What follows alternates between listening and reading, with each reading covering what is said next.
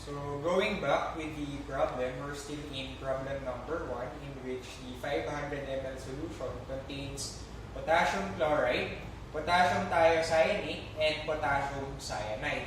So in the first titration, we are able to obtain the cyanide component, thereby producing the silver cyanide complex.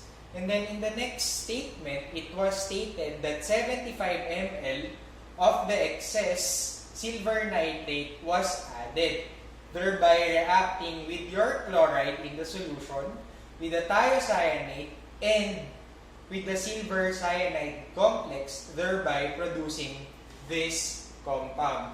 So in the first reaction of your cyanide, we have 1 mole of silver reacted with 2 moles of cyanide, forming the silver cyanide complex. And in the second reaction, another mole of silver reacted with this complex, thereby forming the silver cyanide complex in a 1:1 molar ratio.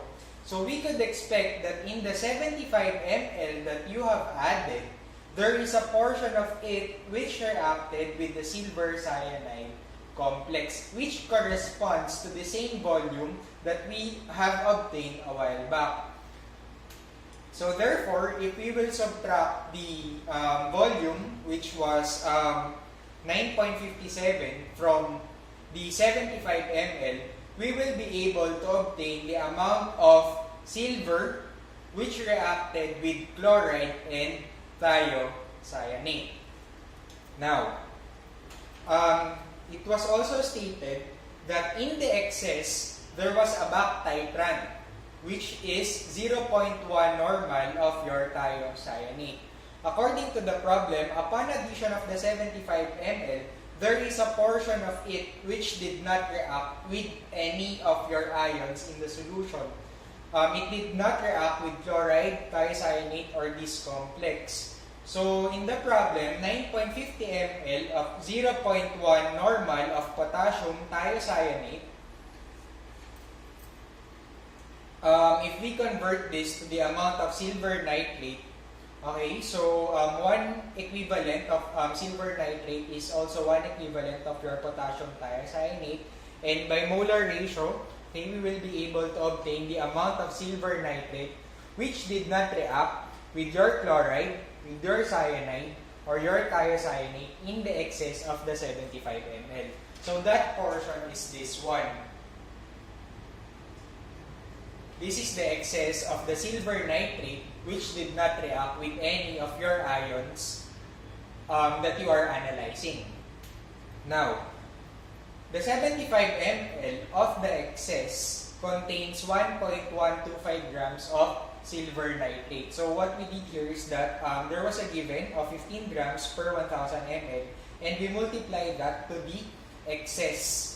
Now, we obtained 1.125 grams of excess silver nitrate. Now, if we will subtract 1.125 grams of silver nitrate, this is the excess, with the amount which did not react, we will be able to obtain 0.9636 grams of silver nitrate, which now reacted with your chloride, with the silver cyanide complex, and with the thiocyanate. However, that does not end there. From here, we know already this one. We already know the amount of silver nitrate which reacted with silver cyanide complex. And that corresponds to 0.1436 grams, which we were able to compute a while back. So 0.9636 grams of silver nitrate minus 0.1436 grams will yield 0.82005 grams of silver nitrate, which now reacted with the chloride and the thiocyanate present in your solution. Okay.